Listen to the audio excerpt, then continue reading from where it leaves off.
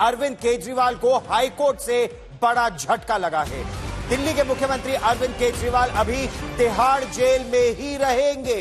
Delhi high court ने Rouse Avenue court से जो अरविंद केजरीवाल को जमानत पर रोक को बरकरार रखा है। हाईकोर्ट ने राउज एवेन्यू कोर्ट के जमानत के फैसले पर कहा कि ट्रायल कोर्ट ने रिकॉर्ड पर अपना ध्यान नहीं लगाया, ट्रायल कोर्ट ने अपना विवेक का इस्तेमाल नहीं किया और दस्तावेजों और प्रावधानों पर गौर नहीं किया। लिहाजा अरविंद केजरीवाल की जमानत पर रोक जारी रहेगी। अब 10 जुलाई को इस मामले की अगली सुनवाई होगी ना। इस परिस्थिति में अरविंद केजरीवाल को सुप्रीम कोर्ट से ही अब राहत की एक किरण नजर आ रही है। कल के सुप्रीम कोर्ट में इस मामले पर सुनवाई होगी, क्योंकि इससे पहले सुप्रीम कोर्ट ने भी अरविंद केजरीवाल को हाई कोर्ट के फैसले की प्रतीक्षा करने का आदेश दिया था। There are several observations made, one regarding section 45 having not been considered properly, and other is that the papers which were submitted have not been perused by the court. There are several observations made, one regarding section 45 having not been considered properly, and other is that the papers which were submitted have not been perused by the court. High court ने राहत नहीं दी है अरविंद केजरीवाल को। देखिए, high court, honourable high court ने जब stay लगाया था अरविंद के नीचे ट्रायल कोर्ट के ऑर्डर पे, तो उन्होंने ये स्टे बिना ट्रायल कोर्ट के ऑर्डर को देखे ही लगा दिया था। तो उनको शायद अपनी बात पे रहना होगा। हम इस ऑर्डर से असहमत हैं। आप अगर ट्रायल कोर्ट का ऑर्डर देखेंगे तो उन्होंने सारे डॉक्यूमेंट्स की समीक्षा की, कुछ इररेलेवेंट डॉक्यूमेंट्स को छोड़ के, जो ऑर्डर में भी लिखा हुआ है, और ये पाया कि कोई भी एविडेंस नहीं है जो अरविंद केजरीवाल जी को इस तथाकथित शराब घोटाले से लिंक करता हो। और 2 साल से ईडी की इन्वेस्टिगेशन चल रही है। भाजपा की ईडी की इन्वेस्टिगेशन में चवन्नी की रिकवरी नहीं हुई है। तो हम असहमत हैं इस फैसले से, और हमारी लीगल टीम अभी विचार कर रही है। वो जैसा एडवाइस करेंगे हम आगे वैसा ही करेंगे। लेकिन प्रियंका जी, आप लोग सुप्रीम कोर्ट तो जा ही चुके हैं, उस पर कल सुनवाई होनी है, तो आपको लगता है कि जो बात आप कह रही हैं वही बात आप सुप्रीम कोर्ट को समझाने में और फिर वही वापस लोअर कोर्ट वाली राहत पाने में कामयाब हो पाएंगे? सुप्रीम कोर्ट में आपकी क्या स्थिति रहेगी? क्या आप लोग वहां पर बात रखने वाले हैं? देखिए, ये हमारी लीगल टीम डिसाइड करेगी, जैसा वो एडवाइस करेंगे हम करेंगे। बट इसमें कोई दो राहें नहीं है कि ट्रायल कोर्ट का ऑर्डर बहुत क्लैरिटी से ये फाइंडिंग देता है कि there is no evidence which links Arvind Kejriwal ji in this matter. लेकिन आज दिल्ली हाईकोर्ट का आदेश दिल्ली के मुख्यमंत्री अरविंद केजरीवाल के लिए एक बड़ा झटका है। अरविंद केजरीवाल को कुछ समय और दिल्ली की तिहाड़ जेल में ही रहना होगा। लेकिन और क्या कहा हाईकोर्ट ने? संजय शर्मा मेरे सहयोगी हमारे साथ जुड़ रहे हैं।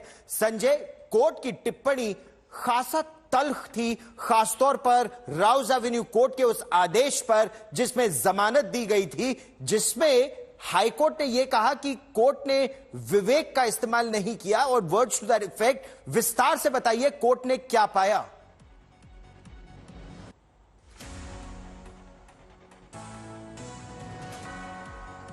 इस समय जो दर्शक हमारे साथ जुड़ रहे हैं हम उनको जल्दी से बता दें, सामग्री पर, यानी जो भी दस्तावेज प्रवर्तन निदेशालय या इन्फोर्समेंट डायरेक्टरेट ने कोर्ट में जमा कराए थे, उस पर विवेकपूर्ण गौर नहीं किया गया। ट्रायल कोर्ट की जो टिप्पणी थी वो अनुचित थी, यह कहना है दिल्ली हाई कोर्ट का। रिकॉर्ड पर ध्यान, यानी रिकॉर्ड पर जो दस्तावेज लाए गए थे उन पर ध्यान नहीं दिया गया। ट्रायल कोर्ट ने विवेक अपना नहीं लगाया सभी डॉक्यूमेंट्स के परयूजल में या उन दस्तावेजों की को परखने में, यह कहना था दिल्ली हाई कोर्ट का। पंकज जैन मेरे सहयोगी अब हमारे साथ जुड़ रहे हैं, आम आदमी पार्टी पर बिल्कुल पैनी निगाह रखते हैं पंकज। और पंकज, ऐसी परिस्थिति में यह आदेश न केवल अरविंद केजरीवाल दिल्ली के मुख्यमंत्री के लिए बल्कि आम आदमी पार्टी के लिए भी एक सेटबैक है, एक झटका है। उनकी आगे की रणनीति क्या होगी?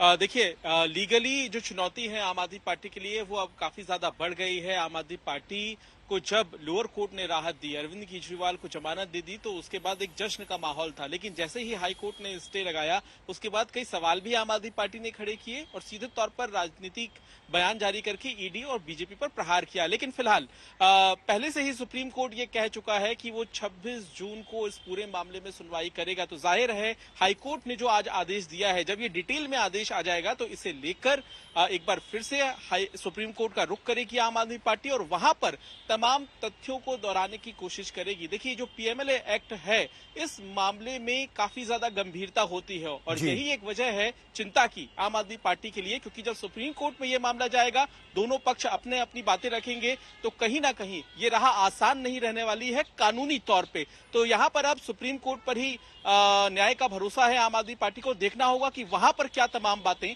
आम आदमी पार्टी और अरविंद केजरीवाल के वकीलों की तरफ से रखी जाती हैं। उनका लीगल डिफेंस और नेक्स्ट लाइन ऑफ एक्शन क्या होगा, इस पर नजर रहेगी। लेकिन संजय, आज हाई कोर्ट ने राउज एवेन्यू कोर्ट का जो आदेश था, जो जमानत का आदेश था, उस पर किस तरह की टिप्पणी की, क्या क्या कहा, हमारे दर्शकों को विस्तार से बताइए। गौरव, इसमें जो हाई कोर्ट ने भी आदेश दिया है, जस्टिस सुधीर कुमार जैन की एकल जज पीठ ने मामले की सुनवाई की थी। शुक्रवार को मामले को रिजर्व किया था आदेश के लिए, आज आदेश सुना दिया गया है। तो उन्होंने दो चीजों पर ज्यादा हाईलाइट किया है। अव्वल तो ये कि विशेष अदालत का जो फैसला, जज न्याय बिंदु का फैसला है, 26 पेज में जिन्होंने लिखे, लेकिन उसमें कहीं भी पीएमएलए एक्ट की सेक्शन 45 धारा 45, जिसमें जमानत के लिए दो शर्तों का पालन होना जरूरी है। अव्वल पहली शर्त ये कि अदालत को भरोसा हो जाए कि अभियुक्त ने ये अपराध नहीं किया है, उसके भी ग्राउंड बताने होते हैं आदेश में। और साथ ही ये भी कि जमानत पर रिहाई के बाद अभियुक्त दूसरे कोई अपराध, इससे जुड़ा कोई अपराध नहीं करेगा। उससे जुड़े अपराध में आमतौर से गवाहों को पर दबाव डालना या उनको मजबूर करना, बयान बदलने को, या उस पर किसी भी तरह के दबाव डालना, उनसे संपर्क करना, या फिर सबूतों के साथ छेड़छाड़, तो इस पर कोई भी जिक्र नहीं किया है और इसका आधार नहीं बताया। और दूसरा पॉइंट जो उन्होंने रखा है, इस पर भरोसा किया है कि ईडी ने कहा कि हमें अपनी बात रखने का पूरा मौका, अवसर नहीं दिया गया। हमसे कहा गया कि हम ये आपके 400 पेज की ब्रीफिंग भी नहीं लेंगे। हमसे कहा गया कि हम जो ब्रीफ नोट है वो भी पढ़ने का समय नहीं है, और न दलील देने के लिए उनको पर्याप्त समय दिया गया। 15 मिनट में अपनी बात रखने को कहा गया, जो हाई कोर्ट ने कहा कि ये कानून की रोशनी में नागवार है। और इसके साथ ही, लेकिन सुप्रीम कोर्ट की जहां तक बात की जाए, सुप्रीम कोर्ट में आम आदमी पार्टी ये उम्मीद कर सकती है, क्योंकि अरविंद केजरीवाल के मामले में भी सुप्रीम कोर्ट ने, उसी बेंच ने, जस्टिस मनोज मिश्रा और जस्टिस एसवीएन भट्टी की बेंच ने ये कहा था कि ये अनयूजुअल है। आज सत्येंद्र जैन के मामले में भी कहा कि ये अप्रत्याशित है या ऐसा नहीं होना चाहिए। उसी बेंच के आगे ये फिर जा रहा है। पर्सनल लिबर्टी का मामला है, तो राहत की उम्मीद आम आदमी पार्टी को है।